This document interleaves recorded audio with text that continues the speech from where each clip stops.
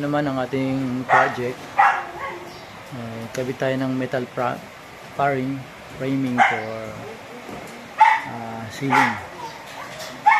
So 2.5 by 6 meter yung ceiling.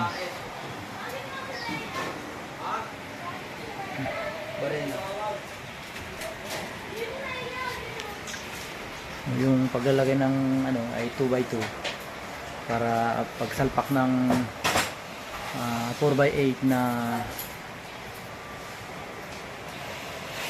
pang ceiling materials, yung kanyang size, ay hindi tayo magkaproblema sa dugtungan.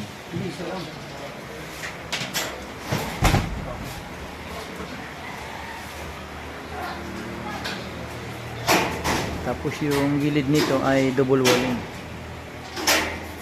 Yan, kita nyo. Yung window ay depende sa budget. Kung sliding glass, mag DIY na lang tayo.